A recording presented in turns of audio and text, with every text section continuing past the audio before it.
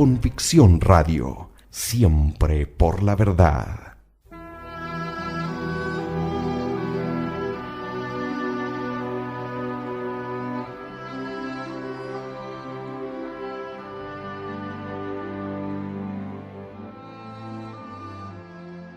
Demostración de la divinidad de Jesucristo y de la religión cristiana. Separada de la obra La religión demostrada, del padre Hilaire.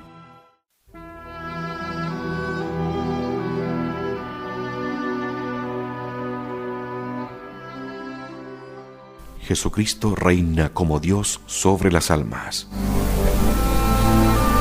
Ser creído por su palabra es mucho, ser amado es más todavía.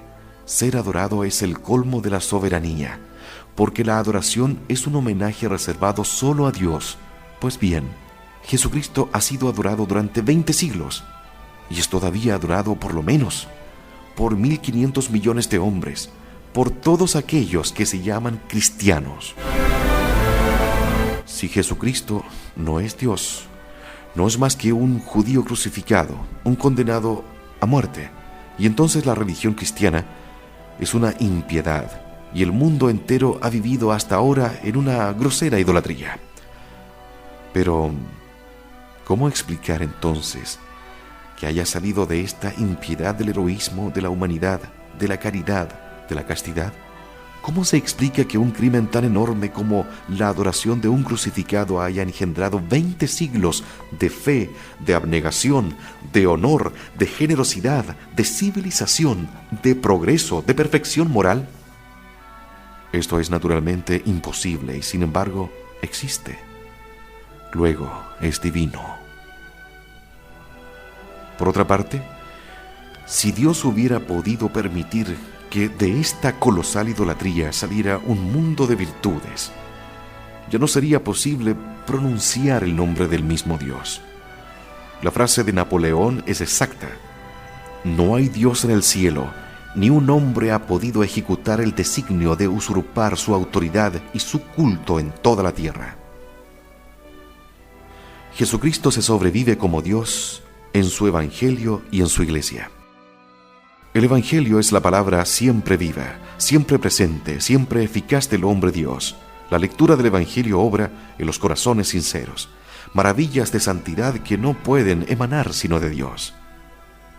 La Iglesia, con su admirable propagación, su eminente santidad, su inagotable fecundidad para todo lo bueno, su unidad católica y su inmutable estabilidad, presentan al mundo señales manifiestas de una obra divina. Es así que Jesucristo es el fundador de la Iglesia, luego es Dios. Pero la Iglesia es la manifestación siempre viva, la encarnación prolongada de Jesucristo, cuya obra prosigue a través de los siglos.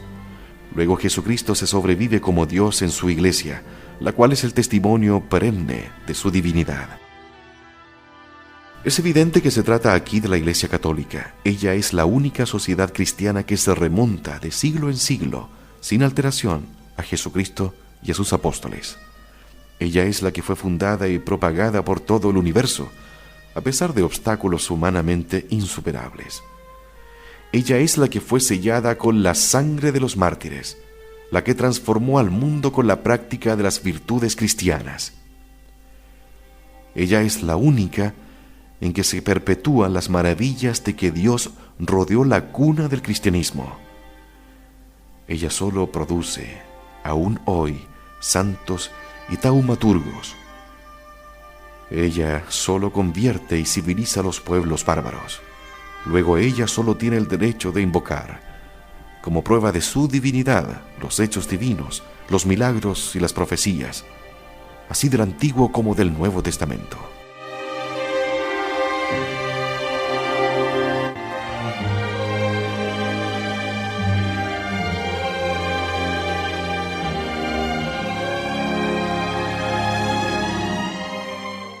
La Iglesia Católica es divina. El establecimiento y la perpetuidad de la Iglesia prueban de una manera evidente la divinidad de Jesucristo. Él ordenó a sus apóstoles que fueran en su nombre a enseñar a todos los pueblos una doctrina sorprendente por sus misterios, una moral contraria a todas las pasiones, a exigir obediencia a su autoridad y el empleo de los medios establecidos por Él para conseguir la salvación eterna. Les predijo persecuciones sin cuento, pero les prometió también el Espíritu Santo y que mediante su auxilio triunfarían de todas las dificultades y que su obra quedaría siempre en pie a pesar del infierno. Él estará con ellos hasta la consumación de los siglos. Jesús murió en la cruz, a juicio de sus enemigos. La ignominia de ese suplicio debía aniquilar para siempre los proyectos del Salvador. Mas, al contrario, esa misma cruz se convierte en símbolo del triunfo. Sin más ciencia que la de Jesús crucificado, sin más apoyo que la virtud de la cruz, a pesar del poder de los césares y de los sofismas de los filósofos, a pesar de la corrupción de la sociedad y de la austeridad de las leyes cristianas, 12 judíos desconocidos se dirigen a los poderes, a los ricos, a los filósofos, para imponerles la adoración de un crucificado, la creencia en misterios incomprensibles y la práctica de virtudes sobrehumanas. Proyecto insensato, si no viene de Dios. Bien conocido es el triunfo de los pescadores de Galilea. El cristianismo es predicado por ignorantes y creído por sabios. La Iglesia, a pesar de la debilidad de los medios y de la magnitud de los obstáculos, se propaga rápidamente por todo el mundo. Éxito semejante era imposible sin la intervención de Dios. La fecundidad de la Iglesia se manifiesta inmediatamente por sus frutos divinos. Ella arranca a los pueblos de la idolatría, transforma las costumbres, infunde el espíritu cristiano en la familia y en la sociedad civil, y suscita en el mundo una nueva civilización. Esta transformación inmensa no podía realizarse sin el concurso de Dios.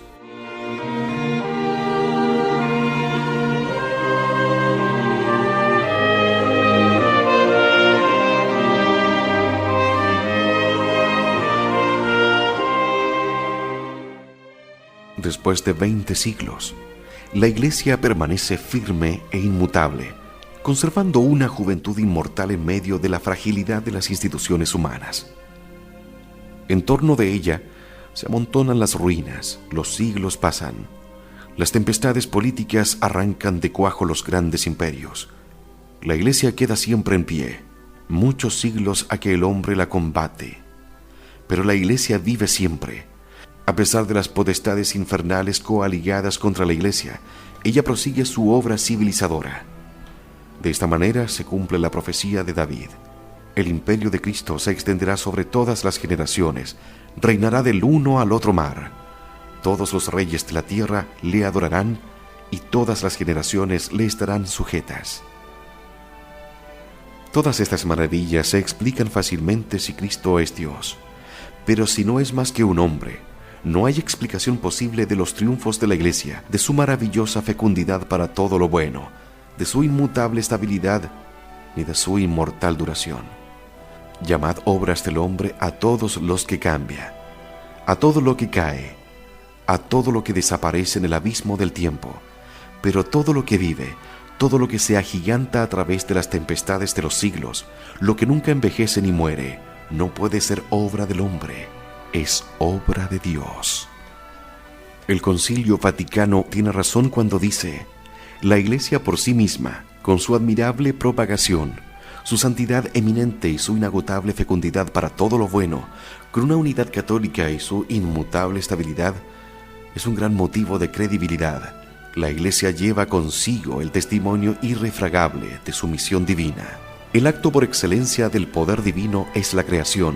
Al contemplar la majestad de la naturaleza, la armonía del universo, la fecundidad de la vida, no se puede menos de reconocer una causa suprema, un Dios creador. Y de la misma manera, al contemplar la Iglesia, mundo de las inteligencias, reino de las almas, con sus caracteres divinos, se comprueba fácilmente que no puede ser sino una creación divina. La Iglesia demuestra la existencia de un Dios redentor, como el universo la de un Dios creador.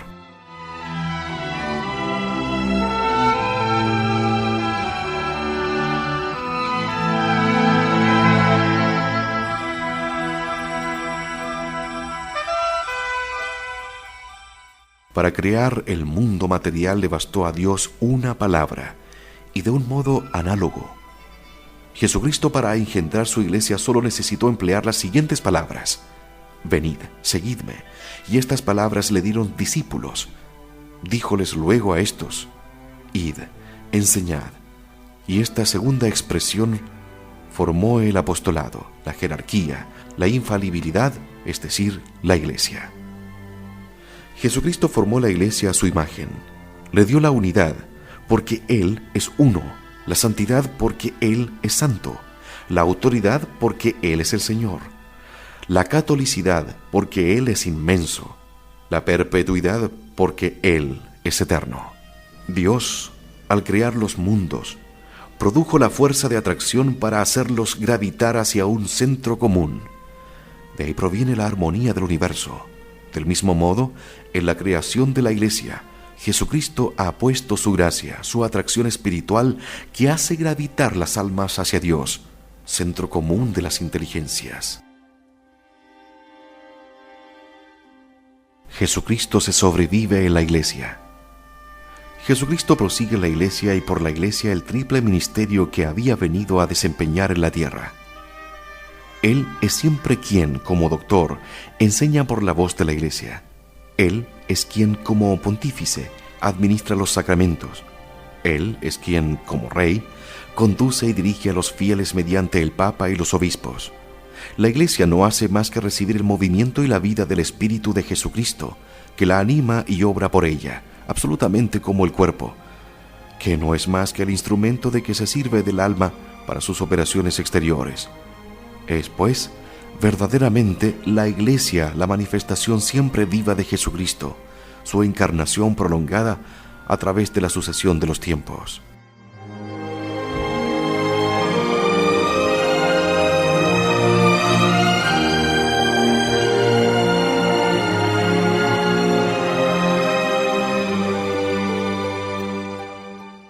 Esta es la conclusión general. Jesucristo afirma que es Dios.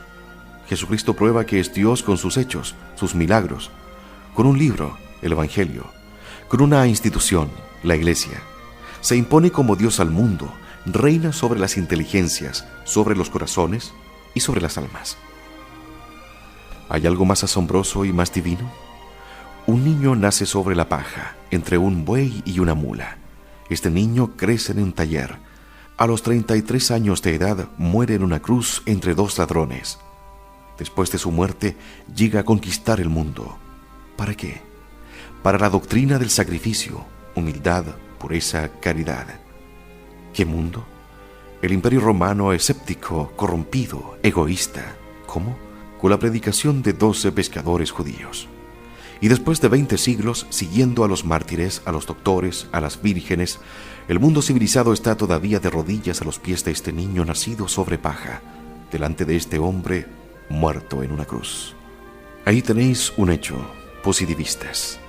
Todas las hipótesis y evasivas de los impíos nada valen. Cuando un incrédulo nos salga al paso con su insignificante objeción de químico o de astrónomo, podemos decirle: llegáis demasiado tarde. La demostración de la divinidad de Cristo está ya hecha de una manera irrefragable.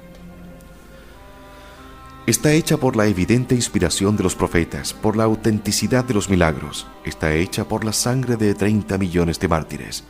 Está hecha por la regeneración de la vida moral en el mundo.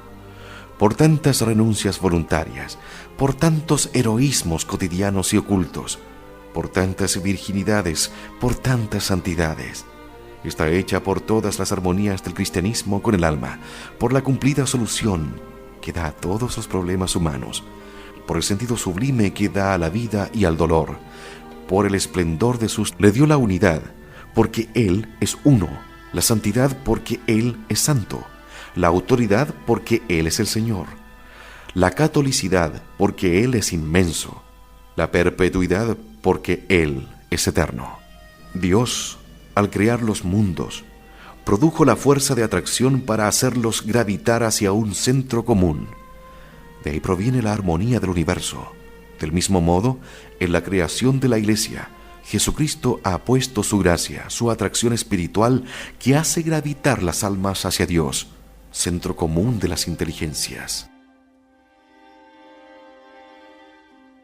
Jesucristo se sobrevive en la Iglesia. Jesucristo prosigue la Iglesia y por la Iglesia el triple ministerio que había venido a desempeñar en la tierra.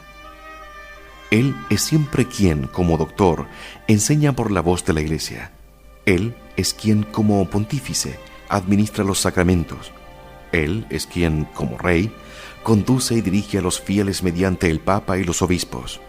La Iglesia no hace más que recibir el movimiento y la vida del Espíritu de Jesucristo, que la anima y obra por ella, absolutamente como el cuerpo, que no es más que el instrumento de que se sirve del alma para sus operaciones exteriores. Es, pues, verdaderamente la Iglesia la manifestación siempre viva de Jesucristo, su encarnación prolongada a través de la sucesión de los tiempos.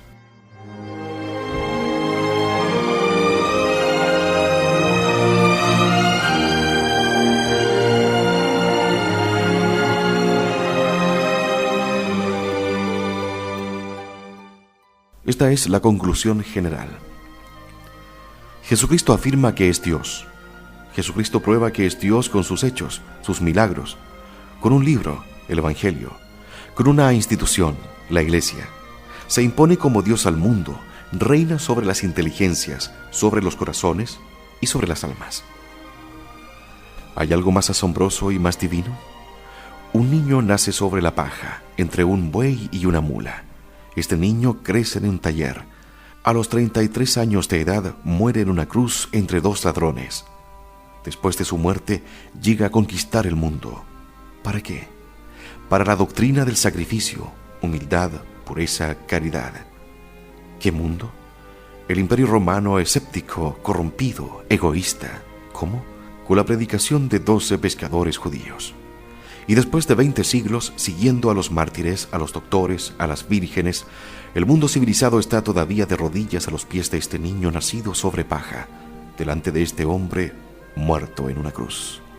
Ahí tenéis un hecho, positivistas. Todas las hipótesis y evasivas de los impíos nada valen. Cuando un incrédulo nos salga al paso con su insignificante objeción de químico o de astrónomo, podemos decirle: llegáis demasiado tarde.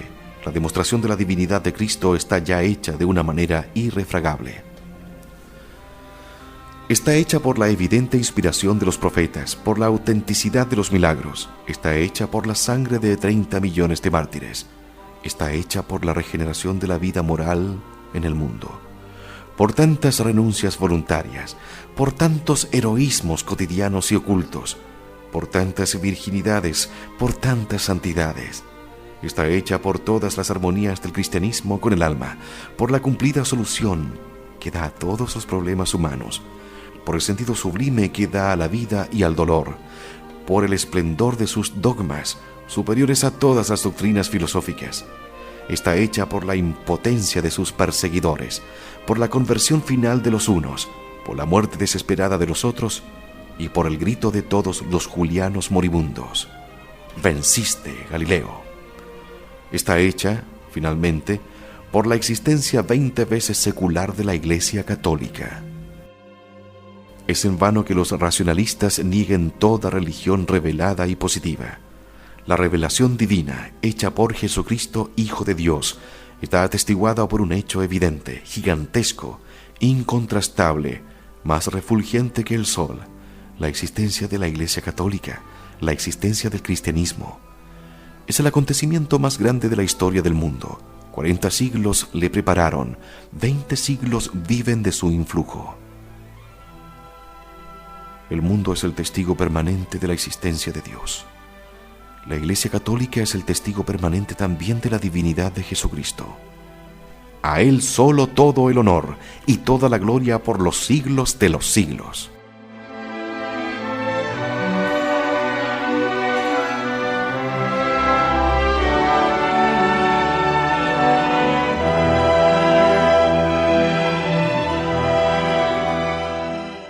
¿Cuáles son las consecuencias que fluyen de la divinidad de Jesucristo?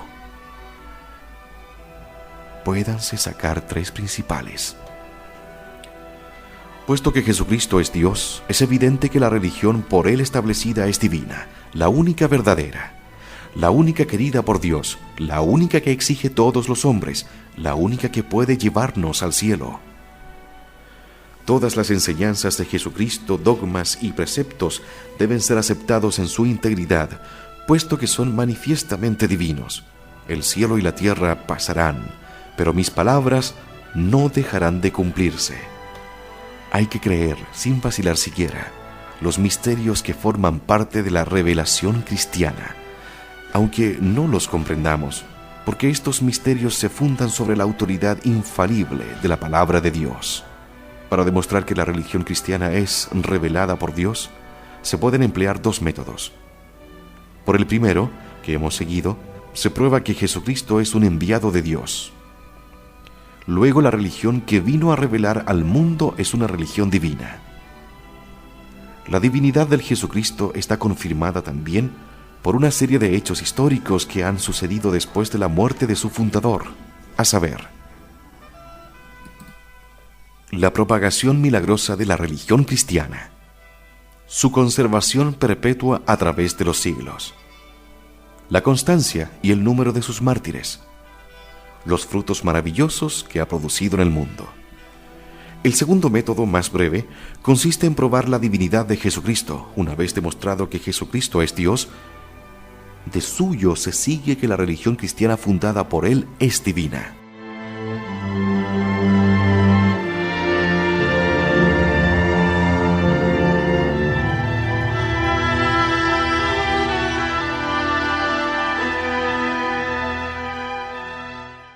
La religión cristiana es obligatoria para todos los hombres hasta el fin de los siglos. Dios, soberano Señor, tiene el derecho de hacerse servir como mejor le plazca. Ahora bien, el legislador divino obliga a todos los hombres a practicar la religión cristiana porque dijo a sus apóstoles: predicad el evangelio a todas las criaturas. El que creyere y fuere bautizado se salvará. El que no creyere se condenará. Luego, cualquiera que no crea en la religión enseñada por los apóstoles, o no la practique, está seguro de ser condenado. En efecto, el hombre no es libre para rechazar el orden sobrenatural y atenerse solamente al orden natural. Así como el hombre no tiene facultad para rechazar sus destinos naturales porque le vienen de Dios, así tampoco puede rechazar sus destinos sobrenaturales que tienen el mismo origen. Así como carece de derecho para decir: no quiero ser cristiano sino solo hombre. No se ha dejado a nuestro arbitrio elegir y tomar el puesto que no agrade, sino que es derecho exclusivo de Dios el asignárnoslo. Pues bien, Dios ha elevado al hombre al orden sobrenatural, y solo mediante Jesucristo puede alcanzar el hombre su vida sobrenatural. Jesucristo es el mediador único y necesario entre Dios y el hombre. Él se proclama la vida, la verdad, el camino, y dice expresamente que nadie llega al Padre sino por Él. Los apóstoles repiten que no hay en el cielo otro hombre que pueda salvarnos. De igual suerte que para hacer madurar la uva se necesita de la luz y del calor del sol, así también para hacer madurar a un elegido se necesita de la acción directa del sol de justicia, Jesucristo. Todo lo que se subtraiga su influencia se condena a no madurar jamás por el cielo. No puede uno salvarse sino por la gracia, y la gracia no puede obtenerse sino por el mediador nuestro Señor Jesucristo. Para iluminar al mundo, Jesucristo dejó un símbolo. Para guiarlo, preceptos. Para santificarlo, sacramentos, un sacrificio, un sacerdocio. Para regirlo hasta el fin de los tiempos, instituyó sus vicarios. 33 años fueron consagrados a esta obra, que no terminó sino en el árbol de la cruz. Y no sería permitido conservarnos siempre nuestros derechos al cielo, eximirnos de ver en ese símbolo un dogma, una regla en ese decálogo, un sacrificio en esa cruz, una institución divina en esa iglesia. Semejante pretensión sería la más insostenible que imaginarse pudiera.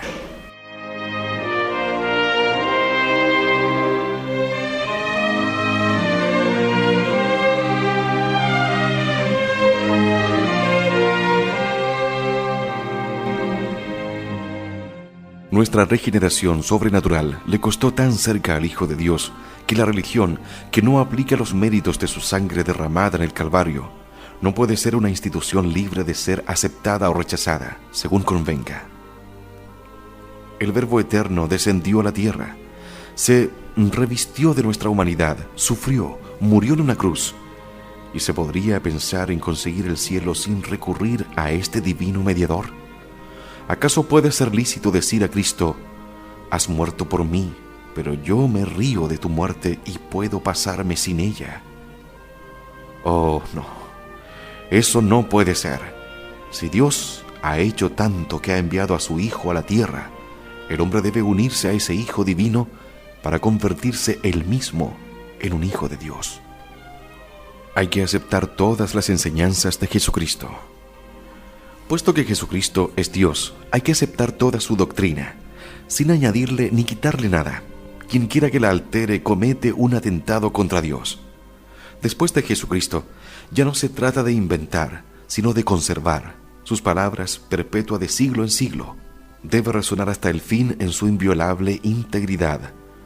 Luego a nadie es lícito tomar una parte y dejar otra en la religión cristiana. Es necesario aceptarla toda entera. Hay que creer en los misterios de la religión cristiana. Cuando Dios habla, hay que creerle, porque Dios es la verdad misma.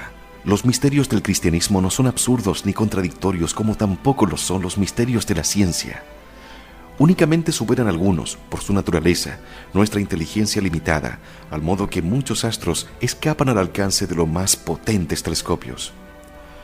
El sabio conoce y comprende una multitud de verdades que son misterios para otros. ¿Son por eso menos reales esas verdades? Dios, inteligencia infinita, sabe también que comprende una infinidad de verdades que no pueden conocer ni comprender los hombres más sabios.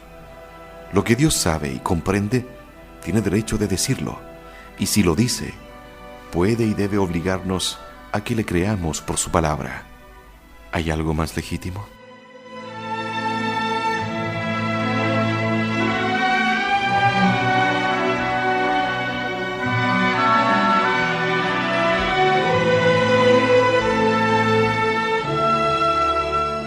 La sola cruz basta para probar el credo católico. En su obra El credo o el refugio del cristiano, Monseñor Gam hace ver cómo una niña de 15 años que conozca un poco de historia puede, con la cruz en la mano, obligar a cualquier incrédulo a declararse católico o a renegar de la razón. El establecimiento del cristianismo es la más sorprendente de las revoluciones. Esta revolución implica los hechos siguientes, pero no se pueden negar de toda la certeza histórica. Hace 2000 años el mundo civilizado era pagano. Hoy el mundo civilizado es cristiano. El paso del paganismo al cristianismo es obra de Jesús de Nazaret, ayudado por 12 pescadores de Galilea. Jesús de Nazaret es un judío crucificado. Los judíos eran entonces, como hoy, odiados por todos los pueblos.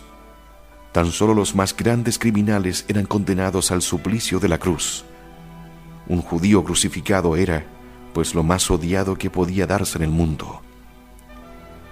Desde hace 20 siglos el mundo civilizado adora a Jerusalén crucificado. Lo ha hecho y lo hace libremente, sin verse obligado a ello por la fuerza ni arrastrado por el atractivo de los placeres y de las riquezas. Por tener la dicha de adorar a ese Jesús crucificado, 12 millones de mártires de todas las condiciones y todos los países, durante 300 años, aceptan alegremente la muerte en medio de los más espantosos tormentos. Después de esa época, cerca de otros 20 millones de mártires han seguido su ejemplo, y ese ejemplo se sigue aún hoy en día, cuando la ocasión se presenta. Por tener la felicidad de adorar a Jesucristo, hombres y mujeres de toda edad, de toda condición, de toda nacionalidad, en número incalculable, combate sin cesar sus más caras afecciones, se entregan a duras austeridades, abandonan sus familias, dan sus bienes a los pobres y consagran gratuitamente sus personas al servicio de las miserias más repugnantes.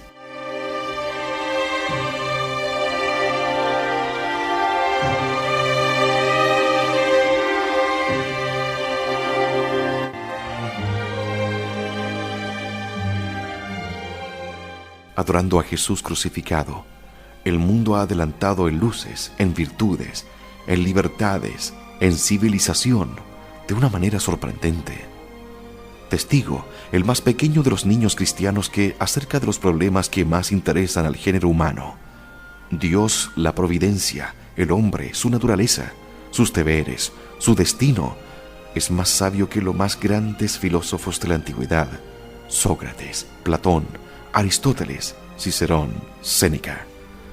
Testigo, la más obscura aldea cristiana, donde se halla más dignidad para el hombre, más libertad para la mujer, más seguridad para el niño que las que se conocieron en todo el mundo pagano.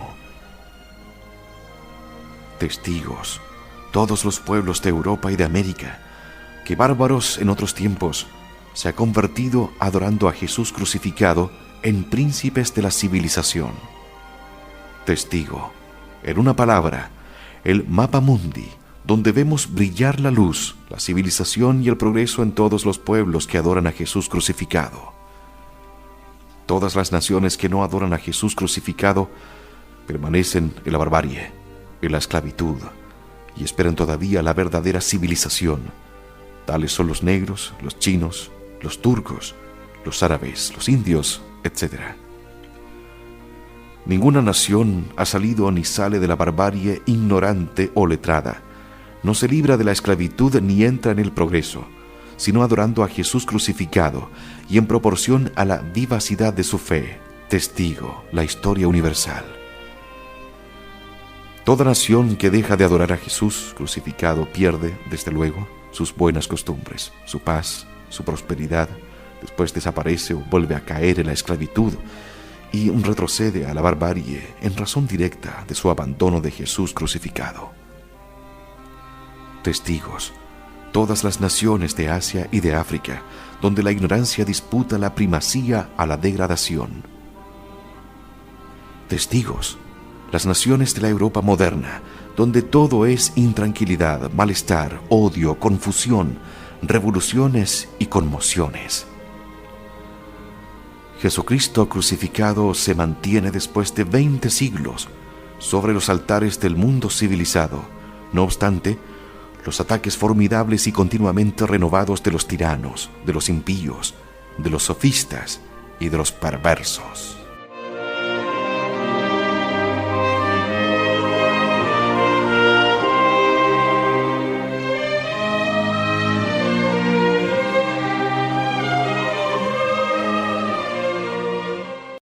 Por una excepción única en la historia, allí se mantiene en medio de las convulsiones que 20 veces han mudado la faz del mundo, arrasado los imperios, las dinastías, las repúblicas y las instituciones más firmes. Allí se mantiene amado y adorado, a pesar de la inflexible ley de muerte que pesa sobre todas las obras humanas. Tales son los hechos visibles, palpables, permanentes, que nadie puede poner en duda sin renegar de la historia. ¿Cómo explicar estos hechos increíbles? No hay efecto sin causa. O Jesús crucificado es Dios o no lo es. Si es Dios, todo se explica. El mundo adora a Jesús crucificado porque los milagros obrados por Él y por sus discípulos han evidenciado su divinidad y obligado al género humano a creer en ella. No hay nada, entonces, de extraño en que una religión divina se haya propagado milagrosamente y haya producido en el mundo frutos admirables de virtud, de civilización y de progreso. En este caso, siendo el cristianismo obra de Dios, es verdadero, completamente verdadero, enteramente verdadero, y nada posee fundamento más sólido que el credo del cristiano. Pero si Jesucristo no es Dios, el mundo entero, el mundo civilizado, está poseído de locura. No es una verdadera locura que el mundo en pleno siglo de Augusto, dando fe a la palabra de 12 pescadores de Galilea, haya destrozado sus oídos, quemado sus templos, mudado sus leyes y purificado sus costumbres, para adorar como a único Dios del cielo y de la tierra a un judío crucificado. ¿Es esto natural? ¿Esto es posible? Es posible que millones de hombres ricos, pobres, senadores, cónsules, príncipes en Asia, en África, en Grecia, en Roma, se hayan dejado despedazar, quemar, ahogar por tener el gozo y el honor de adorar como creador del mundo a un judío crucificado, si este judío no es Dios? Es posible que durante 20 siglos el mundo, en vez de salir de su vergonzosa idolatría, haya persistido en la adoración de Jesús crucificado, y que centenares de millones de hombres le amen hasta sacrificarle su fortuna, su libertad, su familia, sus afecciones y sus esperanzas. Es posible que el mundo haya mejorado, se haya hecho más libre, más civilizado, más feliz por todos conceptos, profesando el mayor absurdo, esto es, adorando como Creador y Dios del cielo y de la tierra, a un judío crucificado, a Jesús de Nazaret, si no es verdaderamente Dios. ¿Cómo se explica que la parte del género humano que rehúsa adorar a Jesús crucificado permanezca sumida en la barbarie, en la esclavitud, en un vergonzoso abismo de miserias? ¿Cómo se explica que esta parte degradada del género humano salga de la barbarie, de la esclavitud, de la corrupción y marche por el sendero de la civilización? Este hecho probado por la historia de todos los pueblos se convierten a la religión cristiana. ¿Es natural y humanamente posible? Es posible que este Jesús crucificado, si no es más que un judío, se haya elevado de un solo salto, de cadalso, donde acababa de expirar, a los altares del mundo entero, y se mantenga allí desde hace 20 siglos, a pesar de todos los esfuerzos de la astucia, de las violencias de la fuerza, del desencadenamiento de las pasiones, unidas para derribarle. Y esto en medio de las ruinas acumuladas de los imperios, de las monarquías, de las repúblicas y de las instituciones humanas. ¿Es posible finalmente que Dios, verdad y poder infinito, haya permitido que este judío crucificado se haya apoderado en proyecto propio de la fe y de la adoración del género humano?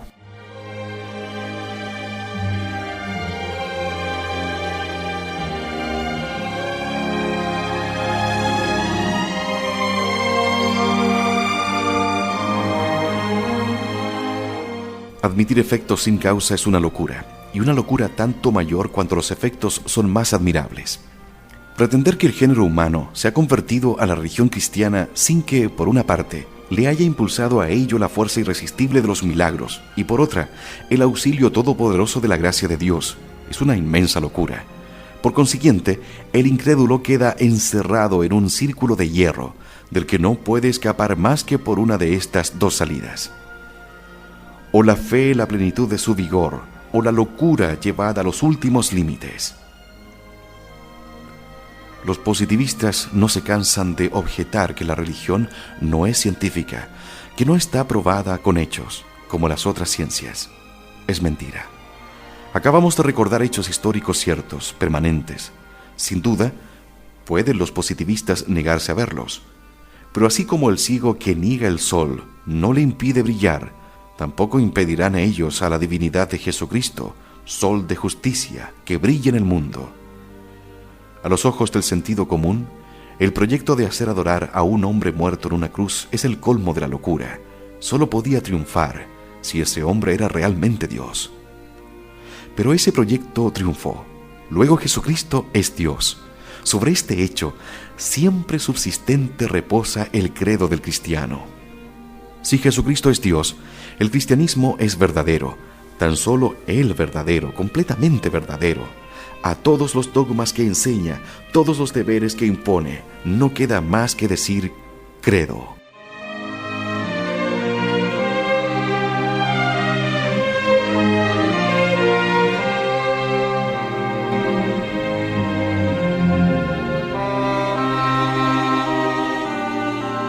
La religión cristiana me dice: el hombre ha sido creado en el orden sobrenatural para un fin también sobrenatural.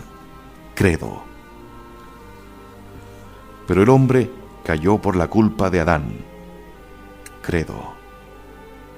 Fue rescatado por Jesucristo, Hijo de Dios hecho hombre. Credo. El hombre posee un alma libre e inmortal. Credo. Hay un infierno entero. Credo. Un cielo eterno. Credo. Jesucristo ha fundado una iglesia infalible, encargada de enseñar lo que hay que creer y hacer para ir al cielo. Credo. Esta iglesia subsistirá hasta el fin del mundo. Credo. La iglesia me dice que el único medio de evitar el infierno y merecer el cielo es creer lo que ella me enseña, hacer lo que ella me ordena. Credo. Ella me dice que ame a Dios sobre todas las cosas y el prójimo como a mí mismo por amor de Dios. Credo. Que viva humildemente, constante, mortificadamente. Credo. Que me confiese y comulgue, por lo menos durante el tiempo pascual. Credo. Y después el cristianismo es verdadero, completamente verdadero. Todos los sistemas contrarios a la religión cristiana son falsos, todas las objeciones nulas, puesto que no puede haber verdades contradictorias. Luego, en presencia del solo hecho del establecimiento del cristiano y del cambio maravilloso que ha obrado en el mundo, todos los sistemas, materialismo, panteísmo, ateísmo, naturalismo, nacionalismo, positivismo, masonismo, satanismo, espiritismo, socialismo, etc., que levantan hoy día su cerviz repugnante contra la Iglesia católica, como la hidra de la fábula o la bestia del Apocalipsis, son falsos, completamente falsos. Todos los sofismas dirigidos contra el dogma, la moral y el culto de la religión cristiana caen aplastados como la bala que el árabe fugitivo dispara contra la pirámide del desierto.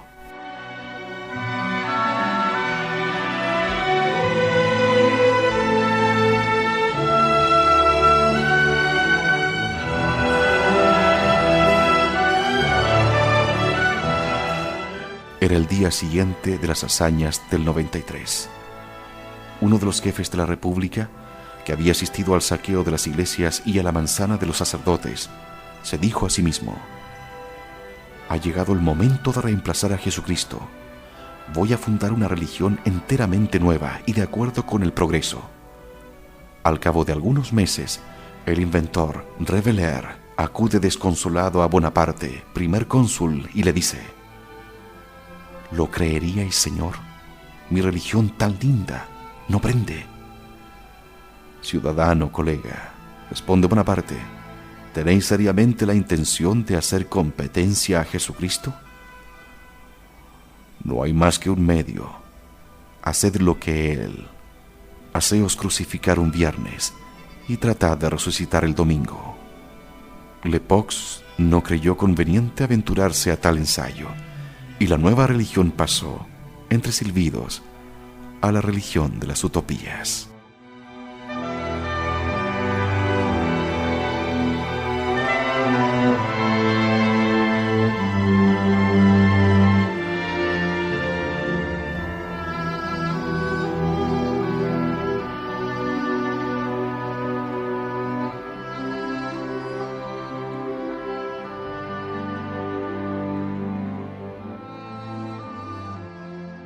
Demostración de la divinidad de Jesucristo y de la religión cristiana. Separada de la obra La religión demostrada, del padre Hilaire. Convicción Radio, siempre por la verdad.